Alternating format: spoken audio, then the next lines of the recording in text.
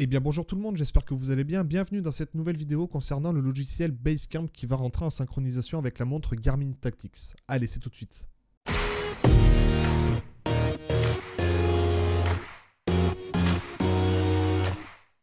Donc le logiciel Basecamp est un logiciel compatible avec tous les objets de marque Garmin, à savoir GPS, montre et tout ce qui va bien. Vous pourrez sur ce logiciel retracer tous vos parcours que vous avez enregistrés avec vos appareils sur une carte. Donc déjà, premièrement, où le télécharger? Tout simplement, sur internet, il faut taper Basecamp et sélectionner Basecamp Garmin France. Une fois que vous avez ouvert ce lien, vous descendez tout en bas et vous sélectionnez votre plateforme. Donc en gros, Windows et Mac. Donc un petit détail des configurations requises. Et puis après, tout simplement, télécharger maintenant. Et vous avez justement plein de petites descriptions à lire si vous avez envie. Et simplement à cliquer sur Download et puis vous enregistrez le fichier. C'est gratuit, c'est très rapide. Donc là je ne le fais pas parce que je l'ai déjà fait. Une fois le logiciel téléchargé et installé, je vous invite à créer un compte sur Garmin France. Comme ça vous pourrez enregistrer votre appareil et puis par la suite le mettre à jour directement via le logiciel Basecamp. Ici, donc se connecter ici. Connecter un appareil et puis après dans recherche, dans périphérique pardon, on peut rechercher directement les mises à jour qui seront disponibles pour l'appareil qui est connecté. Donc tout simplement on clique sur suivant et on recherche un périphérique, donc là il détecte la Tactics, suivant, et puis il va rechercher directement les logiciels les plus récents et les installer directement sur votre appareil. Donc j'accepte, suivant, et c'est parti pour la recherche en cours des mises à jour. Donc là je viens de le faire, je l'ai fait il y a à peu près 5 minutes, je pense pas qu'il va me retrouver quelque chose, mais on ne sait jamais. On ne sait jamais, et puis les mises à jour seront directement installées sur votre appareil, il ne restera plus qu'à le déconnecter, et puis il sera mis à jour directement. Donc une fois la recherche de mise à jour terminée, on clique sur suivant. Normal, jusque là c'est très intuitif, et on cherche notre pack de cartes, donc là en français. Je clique dessus, suivant, et téléchargement en cours et installation en cours. C'est très rapide, et ça se fait automatiquement, c'est génial.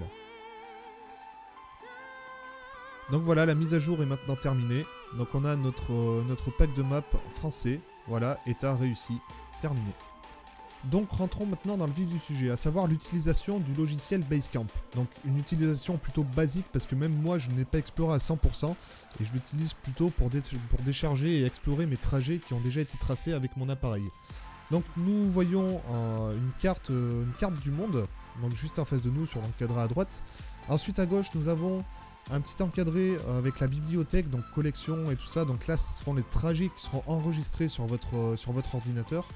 En dessous, nous avons les appareils de connecter, donc à savoir ici la Garmin Tactics. Et puis son stockage interne. Et si je clique sur stockage interne, on va voir qu'ici au niveau de la France, il y a plusieurs petites icônes qui sont affichées. Et puis en dessous, justement, un récapitulatif des tracés qui ont été effectués. Donc là, c'est simple, il suffit de zoomer avec la molette de la souris. Hop là, je zoome sur la France. Donc là, on voit plusieurs points que j'ai tracés, enfin que j'ai enregistrés, que j'ai mis sur la carte. Et puis là, on va s'intéresser plutôt aux tracés. Hop là, donc on voit qu'il y en a plusieurs, hein. Il y en a plusieurs de différentes couleurs. Alors ça c'est automatiquement quand vous lancez un nouveau tracé, un nouveau parcours. Et puis on regarde, si on clique dessus, on va voir aussi un récapitulatif de ce trajet. Hop là, et même si je double-clique sur le trajet, on aura même point par point là où on se trouvait, la vitesse, l'altitude, la température. Donc c'est plutôt bien fait. On peut même, si on le désire, changer la couleur. Et puis on peut accéder même à des graphiques qui vont servir justement à certains points, à savoir où est-ce qu'on était, à quelle altitude on était exactement. Donc c'est franchement bien fait, on voit même le petit bonhomme qui se déplace suivant l'emplacement du trajet, l'emplacement dans lequel on se trouvait. Donc là ici on a une courbe de température, on peut avoir une courbe d'altitude. Pareil, si je me déplace, on voit le petit bonhomme qui se déplace.